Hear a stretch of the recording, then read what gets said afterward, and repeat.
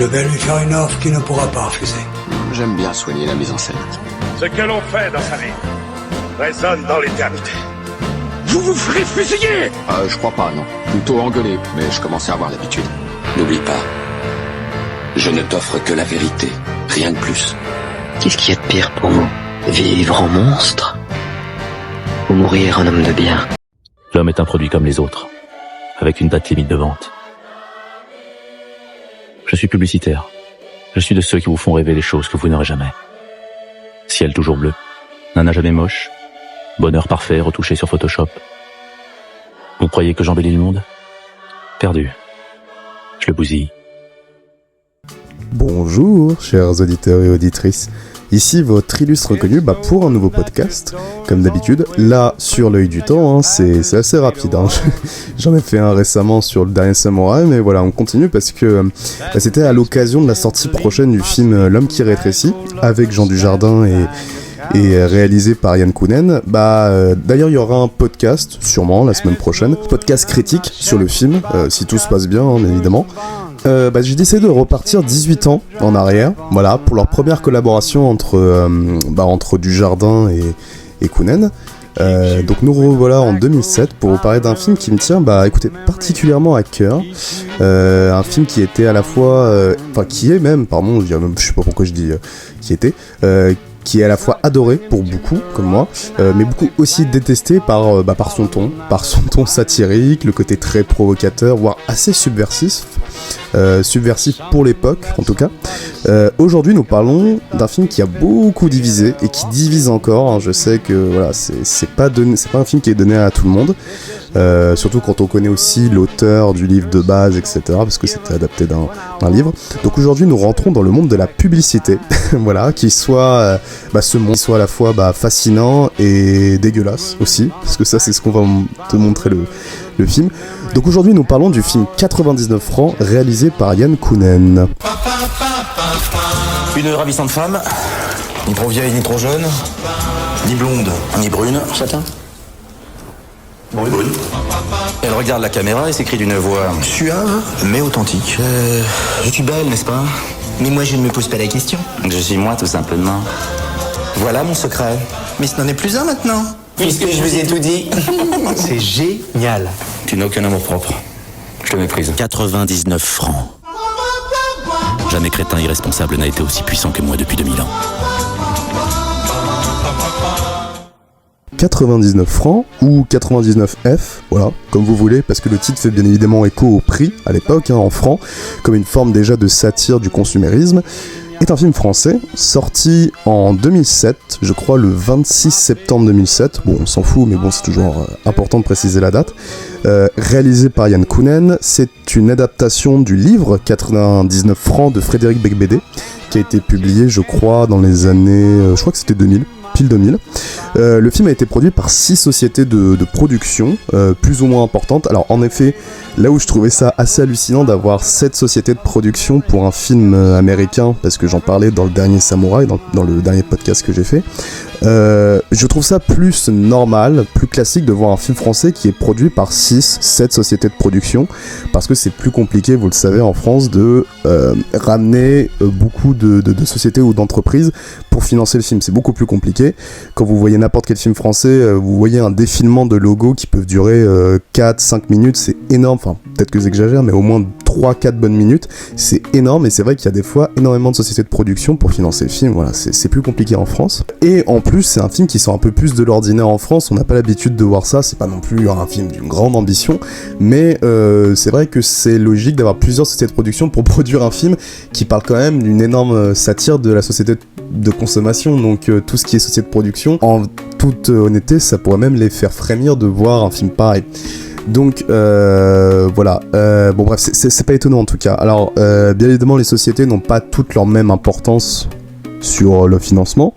Après la principale ça a été Fidélité Film, qui est aussi connu pour avoir produit des films un peu moins intéressants. Il y avait Podium, il y avait Le Petit Nicolas ou encore Yves Saint Laurent, voilà le type de films qu'ils peuvent produire.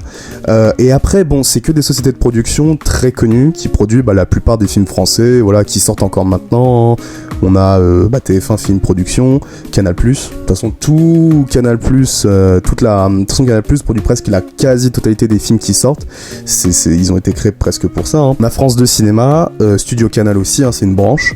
Et on a aussi, je connaissais un peu moins, qui est TPS Star, voilà pour les prods. On va pas aller plus loin que ça parce que c'est vraiment toutes les sociétés de production que vous connaissez dans le cinéma français, rien de nouveau. Alors au niveau scénario, donc comme j'ai pu le dire, c'est un film tiré du livre de Frédéric Beigbeder, livre que j'ai lu il y a longtemps, mais comme tous les livres de Frédéric Beigbeder, je me suis profondément ennuyé. Quoique, je me demande si c'est pas le seul livre de Beigbeder que j'ai dû finir, parce que les autres, c'est impossible.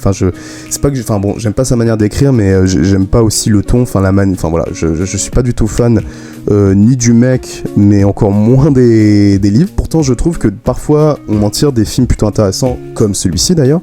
C'est très intéressant. En fait, ce qui est intéressant, c'est qu'il y a un certain travail d'adaptation, parce que quand vous lisez le livre et que vous voyez le film, c'est deux choses complètement différentes. C'est pas romancé. Voilà, c'est ça, globalement tous les livres de Beigbeder sont pas romancés, il n'y a pas un personnage en particulier, ou alors c'est lui en voix off qui parle énormément, en voix off, vous avez compris, en narrateur. Donc au scénario, on a 3 personnes, donc on a Yann Kounen, donc à la fois la réalisation et le scénario, Nicolas Charlet et Bruno Lavenne. Et en fait, les 3 ont dû quand même faire un certain travail d'adaptation qui est assez subtil et assez intéressant par rapport au livre. Ce qui est intéressant, c'est que le film mélange plusieurs genres, d'ailleurs c'est ce petit détail où je peux reconnaître un bon film, je suis pas la science infuse, mais je reconnais que plus un film peut mélanger les genres, plus ça peut être très intéressant et ça permet un mélange au niveau de la tonalité, au niveau du fond. Et en effet, le film est à la fois une comédie, c'est même l'image, c'est le pitch un peu, c'est vraiment quelque chose de comique, c'est une satire sociale, et c'est aussi un film assez dramatique, car le film adopte un message extrêmement politique. Le film est très cinglant, parce qu'il n'oublie pas aussi d'adopter un ton extrêmement cynique et provocateur qui vient aussi par la réalisation assez particulière de Yann Kounen.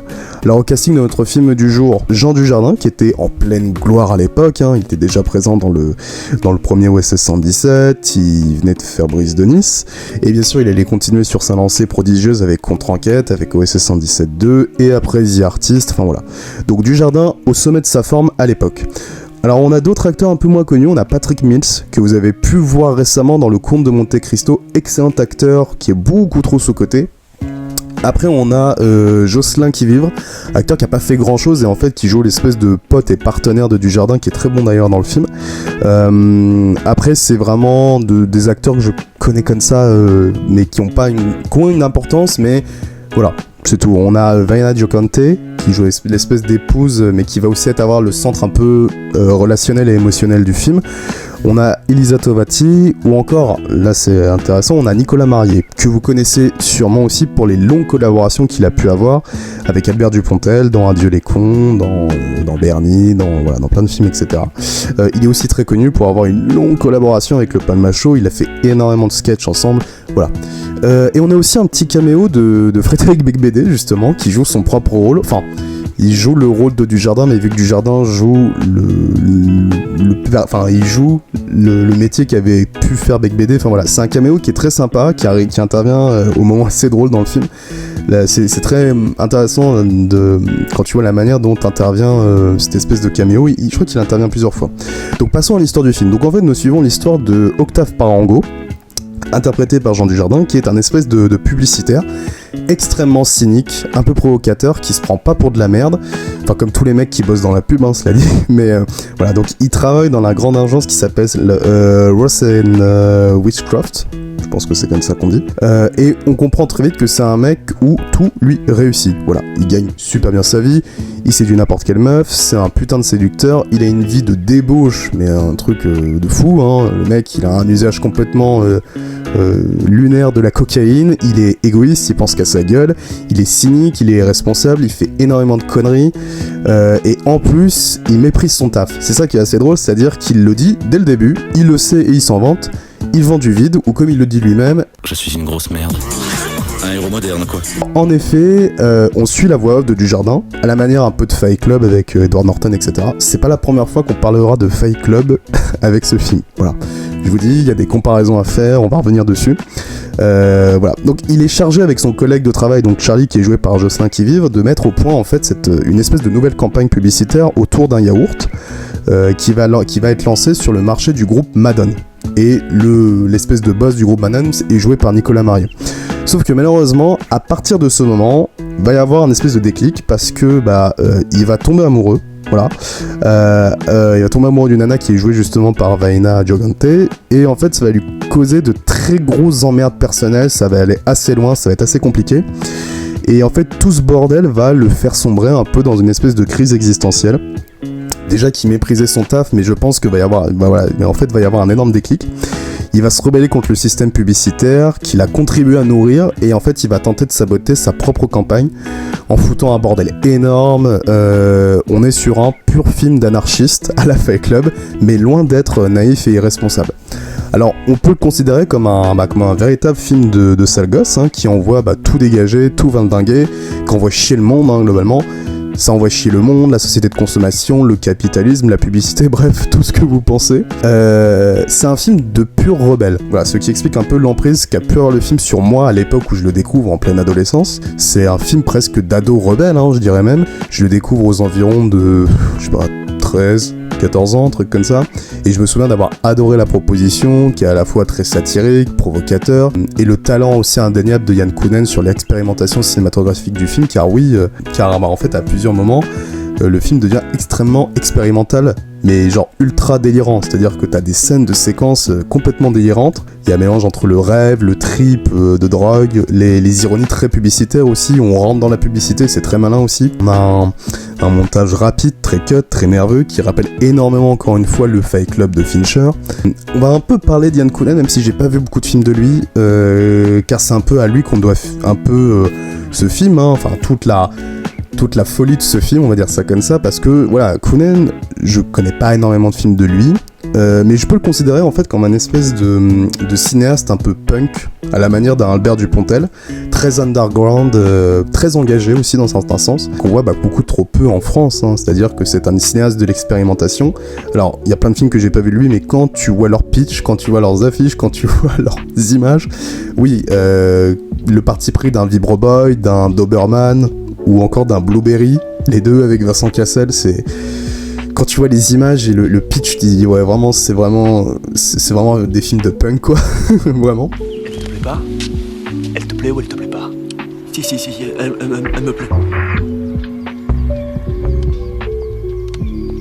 Elle est belle. Alors un jour peut-être je verrai ces films qui ont été très très mal considérés, voire même mal aimés, ce sont des films qui sont pas du tout bien considérés, mais j'aime bien ces films un peu barrés, un peu fucked up, qui sont mal aimés. J'en suis sûr, Doberman c'est le genre de film que je pourrais kiffer, je sais pas pourquoi.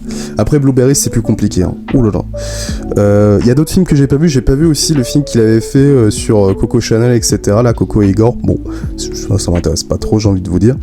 Et en fait moi j'ai vu que 2 films de lui, donc 99 francs, et le dernier qu'il a sorti avant L'homme qui rétrécit, Mon cousin, qui était un film avec François Damiens et Vincent Lindon, film très oubliable. J'avoue que là je comprends pas trop ce qu'a voulu faire Yann Kounen, c'est vraiment le film français le plus classique et basique, je comprends pas, c'est vraiment dommage. Bon, au moins il est revenu à quelque chose de plus comment on peut dire ça, de plus film de genre avec L'homme qui rétrécit, presque de la science-fiction. Notre vie est passagère. Un film, c'est ce que nous sommes. Donc ouais, c'est vraiment juste 99 francs où je vois tout le côté punk et un peu loufoque de ce mec, le côté sale gosse aussi, et je pense qu'il a dû quand même s'adoucir avec L'homme qui rétrécit. De toute façon on verra ça la semaine prochaine, mais voilà, j'ai fait un peu un rapide tour de sa carrière. Il y a des zones où il y a des scènes, tu vois, où à un moment donné j'avais mis en plein net le cerveau de la personne et tout ça, donc les gens sont aussi en droit de se dire mince, dans Blueberry j'ai vu ça, s'il me met 20 minutes de vision, on connaît pas le garçon, tu vois, il revient tout le temps fort en Amazonie, bon. Et donc voilà, c'est la seule chose qu'on m'a demandé, on m'a juste demandé de clarifier quelle était ma position par rapport à ça. Donc en effet c'est un film qui a sûrement qui m'a sûrement touché, lié à son côté extrêmement subversif. À l'époque, quand on est ado, on veut quelque chose de provocateur, qui envoie chier le monde, ça c'est le film parfait, vraiment. Voilà, parce que c'est un film qui secoue, qui bouscule, lié à un côté extrêmement rebelle, tout au long de son récit. Bah, comme je l'ai déjà dit, hein, c'est une véritable œuvre de rébellion contre la société moderne et le monde de la consommation. On le voit à travers le personnage de Octave, qui est un, voilà, comme je dis, publicitaire cynique et désabusé, parce que le film dénonce avec une certaine ironie la manipulation, la superficialité ou encore l'hypocrisie d'un système fondé sur le profit et l'image. Bonne idée. Ah si, c'est formidable. Vraiment. Au revoir et à mercredi. Même si ce n'est pas votre métier, nous vous ferons sentir votre importance. Vous savez, vous ne viendrez pas chez nous par hasard. Ross and Witchcraft, le monde est un concept et votre concept sera le nôtre.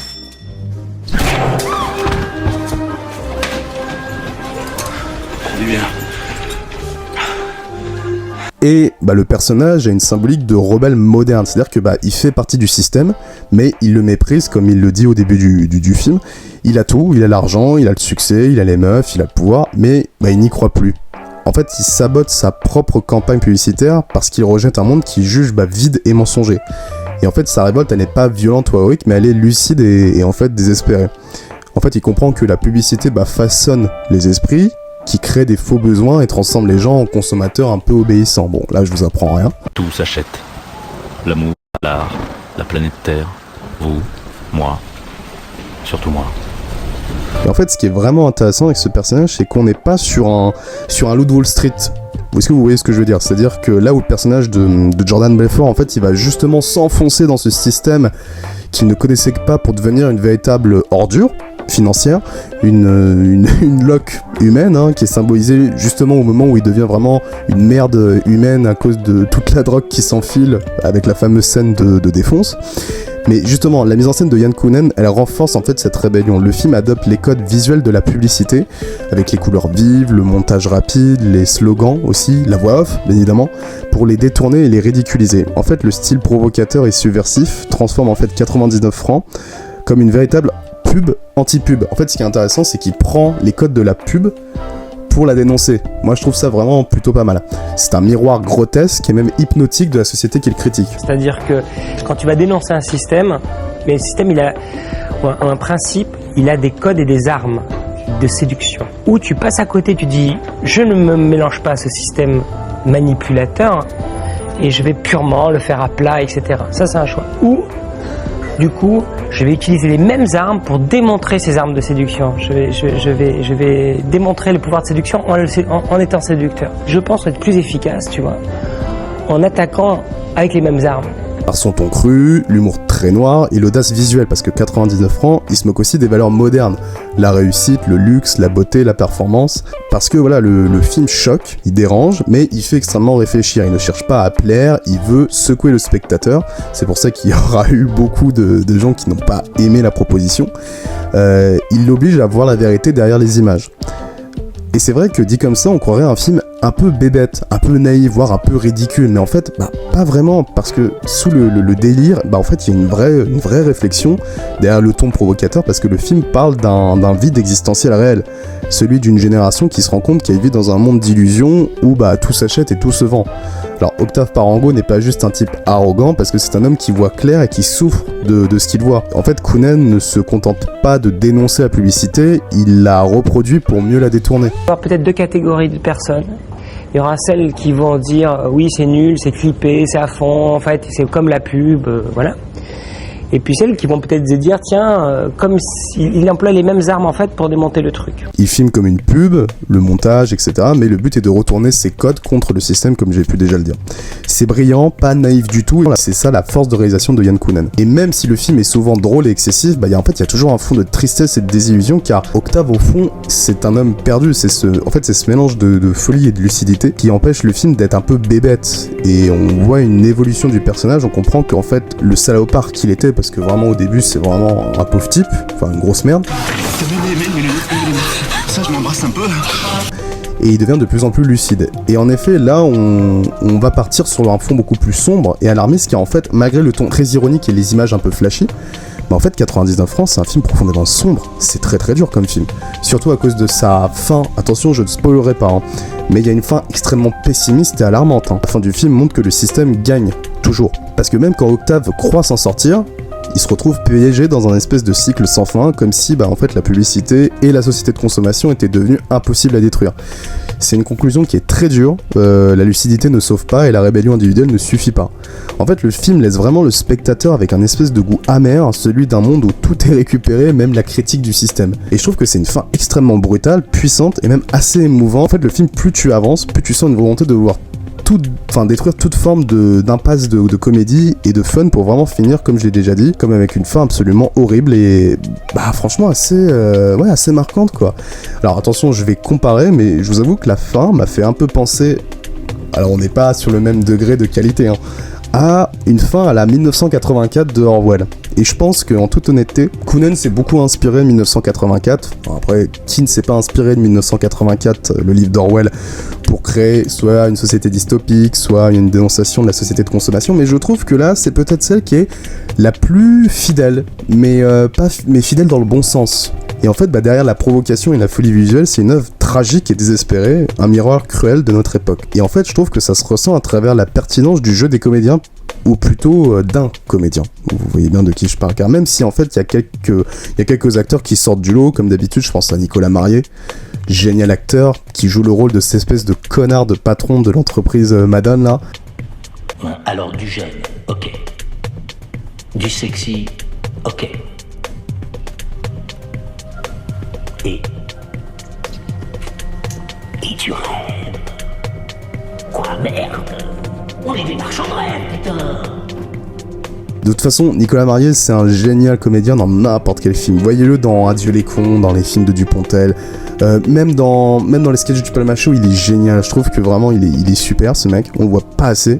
Et je pense aussi à Patrick Mills, là aussi génial dans son espèce de rôle d'un autre publicitaire, manipulateur. Connard. Qu'est-ce que je disais? Non mais ça pue la choucroute de merde ici, non? Ah Jeff, laisse-moi te présenter monsieur qui fabrique cette choucroute. Ah oui, Jean-Pierre Ranu, Jean-François Marolles, Jean-Pierre Ranu. Voilà. Monsieur Ranu, vraiment, je suis profondément désolé, mais vous savez, on a tellement de stress dans ce boulot, on a besoin de se relaxer. Non mais laisse tomber, c'est le régisseur plateau, laisse tomber. Complètement froid et obsédé par le succès, là aussi Patrick Mills, toujours très bon dans les rôles de salopard, comme dans Monte Cristo récemment, il est génial. C'est bien de revoir vraiment ce mec un peu au goût du jour avec Monte Cristo, ça fait, voilà, il revient à la mode, ça fait vraiment plaisir. Mais en toute honnêteté, soyons francs, on sait tous qui est vraiment le big boss du film, le GOAT, Jean Dujardin. J'ai passé ma vie à vous manipuler contre 75 000 francs par mois. Quand à force d'économie, vous réussirez à vous payer la bagnole de vos rêves, je l'aurais déjà démodé. Il est parfait dans ce rôle, vraiment. C'est lui qui porte le film sur ses épaules, que ce soit la voix off qui donne le ton, son énergie qui donne le rythme, ou encore le regard désabusé qu'il a vers la fin du film qui donne tout le sens du récit. C'est un de ses meilleurs rôles, voilà, c'est le cœur du film, c'est sans doute un de les meilleurs rôles de sa carrière. Parce qu'à l'époque, Dujardin était surtout connu pour des rôles très comiques. On repense à Brice de Nice, on repense à Chouchou dans Ouloulou, je sais plus, dans Un gars et une fille. Quand arrive 99 francs, même s'il y a aussi un OC117, etc., il casse totalement cette image. Il devient sombre, il devient cynique, désabusé, il est aussi très charismatique et explosif. Bon, il l'avait déjà dans OC117, mais là, il y a une toute autre personnalité qui ressort du film. Et là, on intervient à un moment un peu plus personnel, comme à l'habitude, sur l'émission. Car si vous connaissez un peu l'émission, vous savez que j'aime bien revenir sur la carrière de tel ou tel comédien. On a parlé de Cassel, on a parlé de Gaspard Ulliel, de DiCaprio, encore de Tom Cruise. C'est pas long, mais c'est juste envie de faire un point de comment on a l'évolution d'un comédien, comment il a su évoluer, ou au contraire, comment il a déçu, etc. C'est vraiment intéressant. Je prends toujours une personnalité pour chaque émission, sinon c'est trop long. Et voilà, pourquoi je les aime, pourquoi je les aime plus, etc. C'est toujours intéressant. Et je prends toujours par rapport à une thématique, par rapport à un lien. Je parle pas de la carrière d'un acteur juste pour faire plaisir. Il faut toujours qu'il y ait une thématique en lien.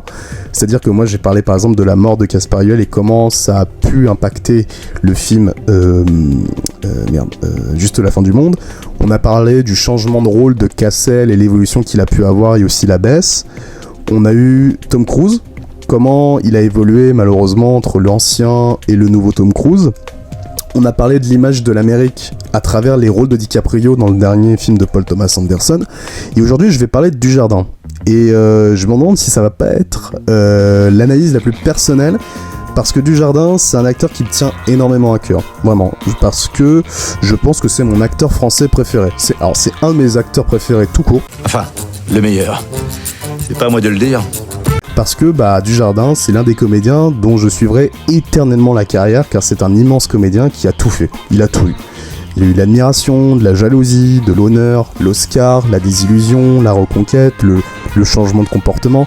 Il a tout ce qu'un acteur peut avoir dans sa carrière, du début des Nous c'est nous, avec la gloire de Un gars, une fille, il y a jusqu'à la grande porte des OSS 117 avec Hazanavicius, qui est son chef-d'œuvre pour moi. Je pense que ce sont je pense que beaucoup seront d'accord avec moi, ce sont les meilleures comédies françaises, tout court.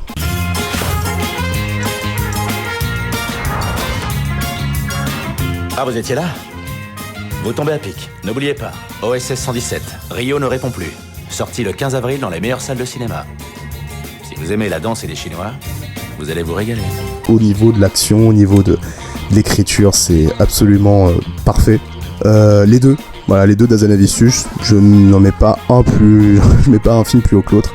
Je me demande si c'est pas même mes films français préférés. Les deux OSS 117, pour moi, c'est parfait de bout en bout. Voilà.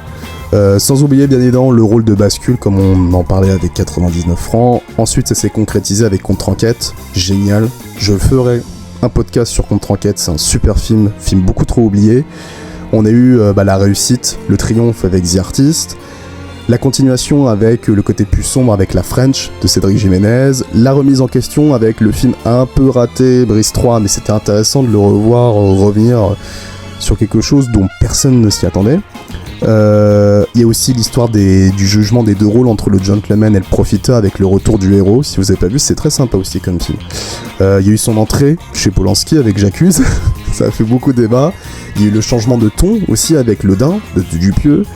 Il y a eu le retour raté d'OSS 117. Enfin, je parle pas du rôle de Dujardin qui est génial même dans le dernier, mais c'est plus la vision de Nicolas Bedos que je trouve un peu raté sur le film. N'êtes-vous pas le meilleur? Je répondrais oui, ça serait de la prétention. Je vous répondrais non, ça serait de la bêtise.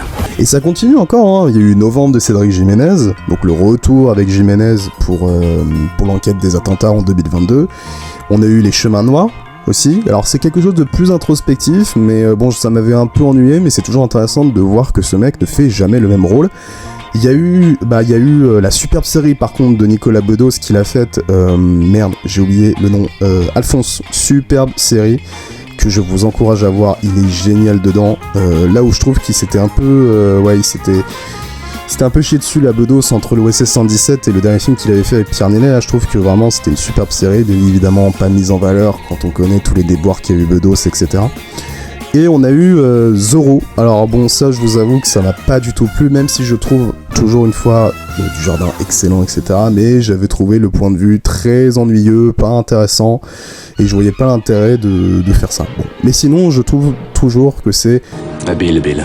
Voilà, comme ça on regarde un peu du OSS 117, mais c'est toujours habile de voir Dujardin toujours choisir des rôles intéressants et qui, bien sûr, façonnent un peu la période dans laquelle il est, au niveau de l'âge, etc. Donc il a eu tout, il a eu des rôles d'humour, du drame, de la politique, il a eu des rôles très durs, du temps, du complice, enfin voilà, c'est un acteur qu'on appelle caméléon, voilà, il sait tout jouer, il a un charisme de dingue, il peut aussi bien jouer un espèce de James Bond ringard qu'un flic désabusé ou encore un publicitaire anarchiste, tout lui va. Voilà, c'est un acteur accompli que j'aime éternellement, c'est vraiment un acteur extraordinaire pour moi qui choisit ses rôles avec soin et parcimonie, enfin voilà. J'ai pas grand chose à dire de mal sur ce mec. Alors quand on est un acteur populaire comme vous, est-ce qu'on se pose encore la question de ce que veulent voir les gens ? Est-ce qu'on se dit je choisis tel film parce que les gens vont aimer ça et puis ils vont pas aimer ça, donc non, j'y vais pas? Non, ça voudrait dire que je calcule et je suis jamais allé dans ce sens-là. On peut me le reprocher d'ailleurs parfois parce qu'on me dit t'es un peu zinzin en fait, tu fais des films très différents, mais c'est vrai que j'ai besoin d'explorer aussi ça et surtout, pardon mais je ne le fais pas que pour les gens, je le fais aussi pour moi. Beaucoup pour moi. C'est-à-dire que si je m'amuse, si je prends du plaisir, j'ai le sentiment que je peux en donner et que les gens peuvent me suivre. Ça se vérifie depuis maintenant 15 ans, ça se passe bien, mais à chaque fois c'est un coup de dé, hein. Tu remets ton... Je sais pas, on verra bien. Moi j'ai des croyances, mais... Et là où on pensait qu'il allait se centrer sur des blockbusters hollywoodiens après le triomphe de The Artist, bah non. Dujardin, il a décidé de revenir sur ses premiers amours, il a fait le retour de Brise de Nice, il a fait La French, avec des petits films aussi comme Le Retour du Héros, etc. Et d'ailleurs, beaucoup de films de sa carrière ne sont pas exemples de défauts. Je pense que Dujardin, en fait, même s'il y a des films que je trouve pas bons, voire pas très intéressants, bah en fait, Dujardin apporte toujours un plus. Il rajoute une force naturelle à un film ou à un rôle plutôt raté, ce qui fait en fait la force et la puissance d'un comédien en fait tel que lui. 12 chansons que vous me chantez là. Et même dans des petits rôles comme dans le Loup de Wall Street, alors je sais qu'il y en avait beaucoup qui s'étaient foutus de sa gueule à l'époque parce qu'il était pas super dans le Loup de Wall Street, moi je le trouve très bon. Dans des petits rôles comme ça, je le trouve vraiment très bon. Pour moi, c'est un acteur hors norme qui est à la fois traditionnel et moderne, c'est ce qu'on ressent totalement dans le personnage de Octave Parango. Et enfin, pour revenir au film, en fait, cette montée, je reviens sur le message et un peu sur la noirceur de ce film, en fait, cette noirceur réaliste est liée à son message alarmiste, car en fait, derrière le délire, les pubs, la drogue et l'humour noir, le film a un message profond et lucide sur notre époque. En fait, la société de consommation a tout dévoré, les valeurs, les émotions et même la révolte. En fait, le film dénonce un monde superficiel, mensonger et déshumanisé où l'homme n'est plus qu'un produit en fait. C'est drôle, hein. Mais je sais pas, le mec pourrait tout perdre. Ça pourrait devenir une merde.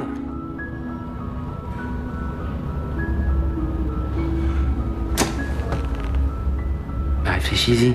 Derrière la provocation et le cynisme, c'est un cri de désespoir contre la perte de sens dans notre civilisation moderne. Donc oui, à première vue, le message de 99 francs peut sembler facile, une critique de la pub, du capitalisme, de la société de consommation, des thèmes déjà vus, voilà, ça fait un peu un espèce de vieux adolescent rebelle pour rien. Mais en fait, en réalité, le film est beaucoup plus subtil et ambigu qu'il n'en a l'air parce qu'il est traité avec plusieurs raisons, avec l'autodérision, aussi de la complexité et beaucoup de désespoir. Le film n'essaie pas de faire de leçons de morale, il met le spectateur face à sa propre hypocrisie. Et en fait, derrière une critique qu'on croit facile, il y a une vision amère et très lucide du monde moderne où même la rébellion devient une espèce de produit à vendre. Et c'est pour ça qu'on reproche au film sa similarité avec Fight Club pour le ton provocateur, la critique du capitalisme ou je sais pas moi, le narrateur un peu désabusé. Mais en fait, je trouve que cette comparaison, elle est pas totalement juste et elle est pas non plus nécessaire parce que je trouve que Fight Club, enfin, dans le film, la révolte, elle est physique, elle est virile. C'est pour ça qu'on appelle le Fight Club. C'est quasi même révolutionnaire ce que veut faire Tyler Durden. Il veut faire exploser le système, il veut créer une contre-société. C'est vraiment un putain d'anarchiste, mais un anarchiste extrême, quoi. Le mec, il veut presque... Vous le voyez à la fin, quoi, tous les bâtiments qui explosent, c'est un malade mental. C'est une critique de la masculinité un peu moderne, on va dire comme ça, et du vide spirituel de l'Occident. Mais en fait, dans 99 francs, la révolte, elle est un peu intérieure, elle est intellectuelle et désespérée. Et en fait, Octave ne veut pas reconstruire un monde, il s'en fout. En fait, lui, il veut juste fuir ce système de merde qui sait indestructible. En fait, c'est une critique du mensonge un peu médiatique, de la publicité et de l'impossibilité de s'en libérer. Et je me dirais même que, en fait, le message est encore plus horrible dans 99 francs. Parce que, voilà, c'est pas un Fight Club français, c'est plus une variation plus amère et plus nihiliste où aucune issue n'existe. Donc ouais, c'est pour ça que je vous dis que vraiment, je me demande si le message n'est pas encore plus tragique dans 99 francs que dans Fight Club. Et là où Fight Club s'inscrit dans la culture un peu américaine, c'est-à-dire qu'il y a le culte du travail, du corps, du succès, en fait 99 francs s'ancre dans la France des années 2000, donc déjà il y a une différence aussi de contexte, qui est obsédée par l'image, la publicité et le marketing. En fait le film parle de la société du paraître, du vide médiatique, de la marchandisation du bonheur, des thèmes beaucoup plus européens dans leur approche.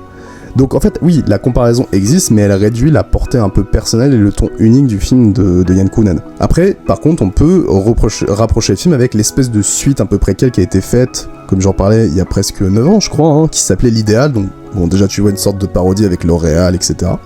Et en fait là le rôle d'Octave Parango était joué par Gaspard Proust, et il y avait aussi Audrey Fleurot je crois dans le second rôle. Et cette fois-ci on donnait la réal à Bec BD, et bon déjà tu sentais une énorme différence au niveau du style, car bon Bec BD ça... il a dû réaliser L'amour dure 3 ans, etc. mais bon, c'est pas Yann Kounen quoi, vraiment le film, en fait là le film critique le monde de la mode et de la publicité, mais en fait sans la violence visuelle et la provocation qui caractérisait vraiment 99 francs. Bon, je trouve que la mise en scène est beaucoup moins audacieuse, c'est moins percutant, Il y a énormément de clichés et de caricatures sans vraiment aller plus loin, c'est vraiment le truc un peu bébête, quoi.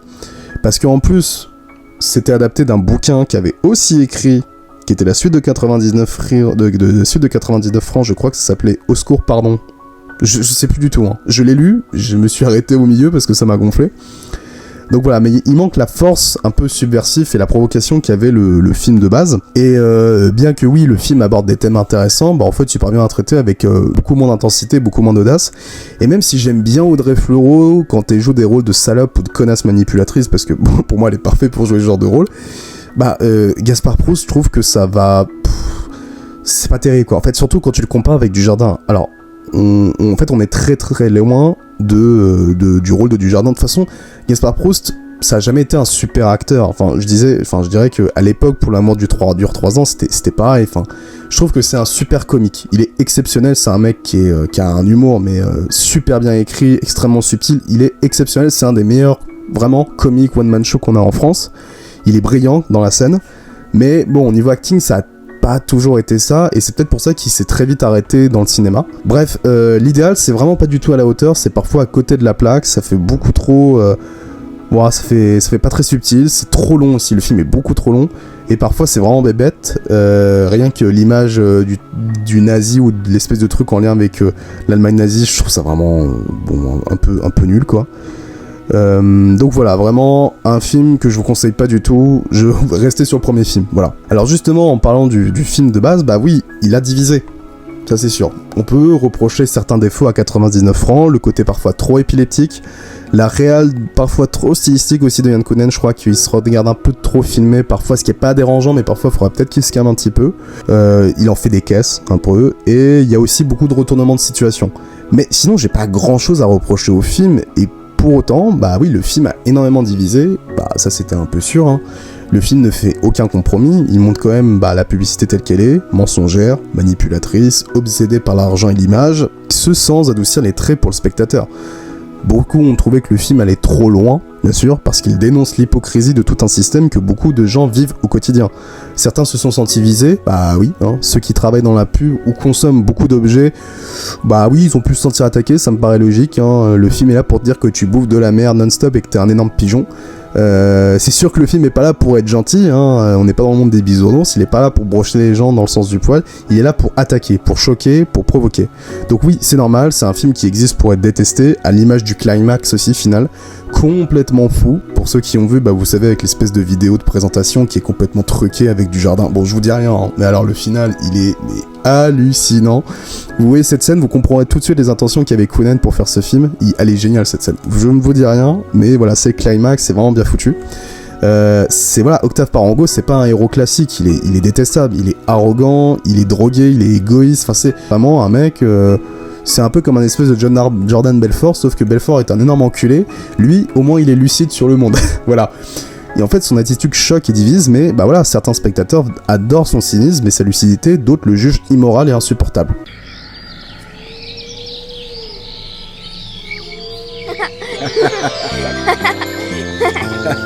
Chérie, Eric a gagné le match. J'ai mis 3 buts! Eric a gagné le match! Voilà, mon chéri, une belle barre chocolatée avec une bonne mousse de lait à l'intérieur pour ta croissance. Quoi cette pub?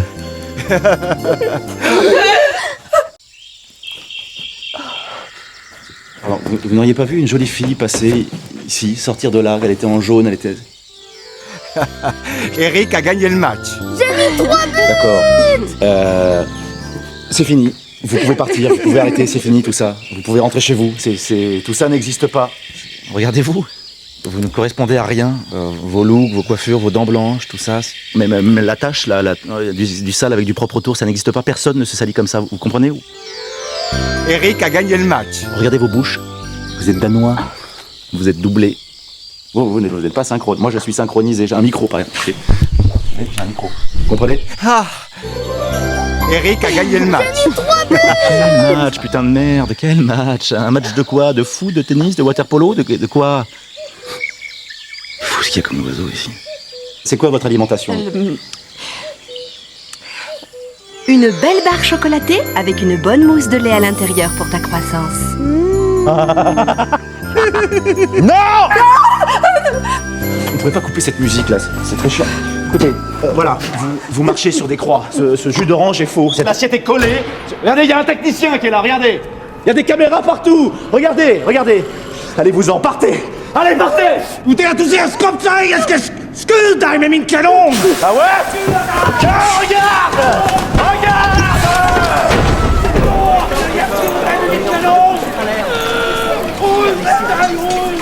Faut faire aussi la part des choses. Le personnage devient aussi un symbole de rébellion et de désillusion, ce qui fait aussi polémique, et le film est aussi déplu par la réalisation d'Yann Kounen aussi. Je sais que beaucoup n'aiment pas le film, aussi par le ton. Il utilise des techniques visuelles qui détonnent dans le cinéma français. Le montage rapide, les séquences hallucinatoires, encore les couleurs saturées, c'est pas non plus le truc le plus bizarre du film, et la voix off aussi très sarcastique. Oui, le style provocateur a surpris beaucoup de monde et a contribué à la controverse du film. Pour certains c'est trop, pour d'autres c'était brillant et innovant comme moi. Je vois pas en quoi c'est trop, je trouve que c'est vraiment super bien fait. Et en fait 99 francs est controversé parce qu'il ne mâche pas ses mots, ou qu'il montre la pub et la société de consommation sans filtre, et qu'il le fait avec un style visuel et narratif percutant. Et justement, je voulais poser un débat en fait sur la qualité du film maintenant. Est-ce que, en 2025, 18 ans après tout de même, est-ce que le film est toujours aussi impactant et intéressant? Est-ce qu'il n'a pas un peu vieilli lié aux conditions de notre monde moderne de maintenant? Est-ce que le film est toujours aussi pertinent encore en 2025? Alors, pour moi, je dirais oui, mais d'une manière un peu différente. Bon, je développe. La critique du consumérisme et la publicité, ça n'a pas perdu de sa pertinence, c'est toujours le même objectif, ça a toujours la même vision. Après, aujourd'hui, les réseaux sociaux et le marketing un peu plus digital, ils ont amplifié ce que le film dénonçait à l'époque. La manipulation, le désir artificiel, la mise en scène de la vie parfaite. Et les influenceurs, ça a donné un boost encore plus fort. Les publicités ciblées et le branding un peu personnel sont une version moderne des concepts du film. Donc oui, sur le fond, 99 francs, il est toujours très pertinent, même si certaines situations me semblent un peu datées. Les campagnes télé un peu classiques, la hiérarchie des agences, tout ça, ça a quand même bien évolué. Le style audacieux de Kounen, comme je vous ai dit, il a pas trop vieilli ou très peu. Et aujourd'hui encore, le film choque et capte l'attention par sa mise en scène, surtout comparé à beaucoup de comédies françaises plus classiques. Si on peut parler de comédie, parce qu'en fait, sur ce film, il n'est pas véritablement une comédie, c'est plus compliqué que ça, et c'est ça toute son ambiguïté. Et bien évidemment, le mélange humour noir plus critique sociale, ça reste efficace, c'est intéressant. Et du coup, oui, en 2025, 99 francs, c'est aussi historique. Il montre en fait le monde de la pub juste avant la révolution des réseaux sociaux et du marketing digital. Il témoigne d'une époque où la publicité classique dominait encore, ce qui donne un côté un peu rétro-futuriste au film pour le spectateur d'aujourd'hui. C'est à la fois une critique intemporelle et un peu un document sur les années 2000, donc ça peut faire un peu vieillot et c'est pas sûr que beaucoup de jeunes spectateurs comprennent complètement. Même moi, à l'époque, il y a beaucoup de choses que je comprenais pas, et même encore maintenant en le revoyant, oui en effet, je suis pas de cette période des années 2000, j'ai encore certaines lacunes, et c'est peut-être pour ça qu'une remodernisation pourrait être intéressant.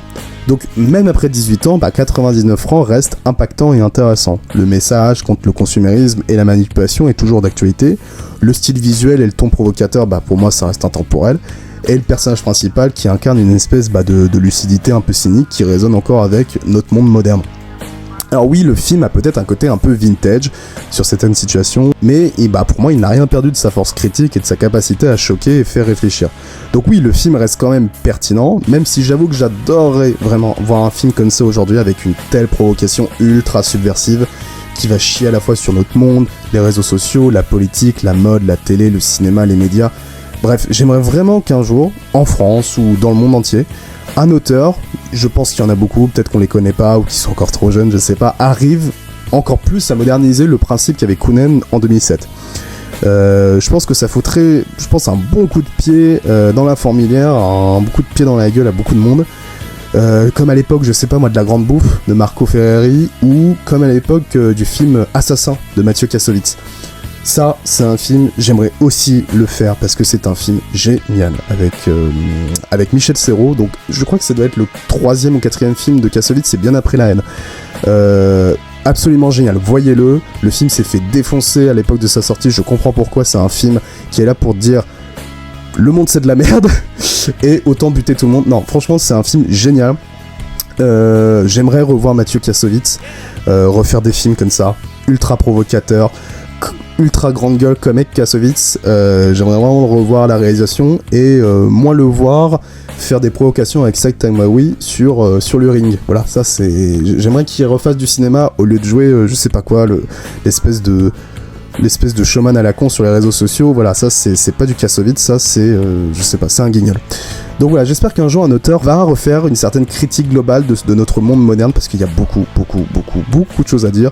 Notre monde est devenu beaucoup plus catastrophique qu'avant, ou en tout cas beaucoup plus con, donc il y a énormément de choses à dire, et on peut le faire d'une manière très subtile et intelligemment amenée, l'hypocrisie, etc. Voilà, pas comme... Bon voilà, je vais le dire, pas comme ce qu'a fait Ari Aster avec sa connerie de Eddington. Je ne comprends pas comment on a pu aimer ce film, je le trouve mais d'une bêtise, mais inintéressant. Je ne comprends pas ce que veut dire le film. Enfin, pour moi, c'est un film vraiment qui ne fonctionne pas. Tout le monde est détestable, j'en ai déjà parlé. Eddington, je ne comprends pas ce qu'a voulu faire Ari Aster, et pour moi, c'est un film complètement ringard. Bref, pourquoi il faut revoir 99 francs et pourquoi il est toujours intéressant de le voir encore actuellement. 99 francs, c'est plus qu'une simple comédie sur la publicité. C'est une satire sociale, audacieuse, provocatrice et toujours d'actualité. À travers le personnage d'Octave Parango, le film dénonce la manipulation, le consumérisme et le vide du monde moderne, avec cynisme et lucidité. Son style visuel explosif, le montage rapide, les séquences hallucinantes et les couleurs saturées captent encore le spectateur aujourd'hui et lui donnent un aperçu un peu immersif de l'univers publicitaire. Et malgré ses 18 ans, le film parle toujours à notre époque, saturé de réseaux sociaux, du marketing digital et de la culture de l'image. Le personnage d'Octave reste un symbole de rébellion et de lucidité. Il est capable de réfléchir sur notre propre rapport à la consommation et aux illusions de la société moderne. 99 francs, c'est un film très divertissant, l'humour noir, les punchlines et la critique mordante en font une œuvre qui choque autant qu'elle fascine. C'est pourquoi il faut le voir, non seulement pour apprécier son style et sa mise en scène unique, mais aussi pour prendre du recul sur notre époque et sur nous-mêmes, à travers une œuvre à la fois drôle, sombre et subversive. Grossièrement, on pourrait dire que 99 francs, c'est un énorme fuck, mais un énorme fuck à l'industrie dans son entièreté, finalement. Voilà, Octave est mort, et sa voiture aussi.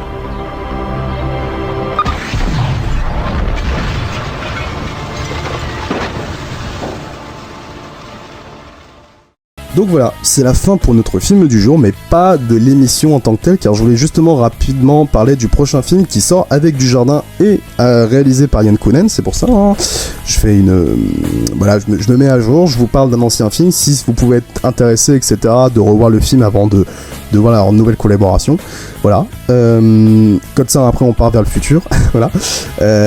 Donc, mes attentes, écoutez, je suis assez curieux de voir ce film, ce que peut en fait apporter cette nouvelle allitération, donc du film de Jack Arnold de 1957 et aussi du livre de Richard Matheson. Je crois que c'est vraiment un mélange des deux, c'est-à-dire un remake, mais aussi une nouvelle allitération. Voilà. Je suis vraiment très intéressé par ce qu'il peut apporter quand je vois les premières images, que ce soit l'étude de l'échelle de taille, le gigantisme. Voilà, je suis très très curieux, et aussi de voir comment le genre va se mélanger dans un contexte plus français aussi. Je suis assez curieux, et aussi bien évidemment Kounen, qui est très expérimental, comment il va pouvoir mélanger tout ce bordel. Vraiment, ça peut être très intéressant. La thématique un peu philosophique que peut apporter le film sur le gigantisme, la taille, le changement de personnalité. Bref, je suis vraiment très curieux. Je dirais pas que je suis ultra intéressé, parce que non plus le film ne va rien révolutionner, mais j'attends vraiment une qualité technique et aussi dans le fond qui peut être vraiment très intéressant, quoi. Et surtout pour un film français, voilà, parce que je vous ai dit, Chien 51 pour moi c'était une énorme déception. Il reste le Kaamelott d'Alexandre Astier, voilà, j'attends, j'espère que je serai pas trop déçu. Le premier m'avait déçu, mais je pense que Astier a écouté beaucoup des critiques qu'on avait fait du premier film, donc attendons de voir. Et voilà, donc j'attends, j'espère que voilà, le cinéma français va un peu se réveiller en cette fin d'année, parce que sinon voilà, c'était pas terrible 2025. Ce podcast est dorénavant terminé. Avez-vous vu 99 francs, et si oui, qu'en avez-vous pensé? Est-ce que vous trouvez que le film a bien vieilli? Est-ce qu'il a mal vieilli? Est-ce que vous trouvez que son message est toujours aussi pertinent, ou juste il faudrait peut-être une remodernisation de l'œuvre avec de nouveaux auteurs, pourquoi pas, ou un remake, on sait jamais. Dites-moi tout ça dans les commentaires, les petits abonnements YouTube si vous êtes intéressés, voilà, Amazon, Spotify, Apple Podcast, etc. Bref, merci encore pour votre écoute, et je vous dis à très bientôt sur le Ciné Icecast. Au revoir. Chut, la publicité va commencer. cas où on se reverrait pas d'ici là, je vous souhaite une bonne soirée et une excellente nuit. Ouais.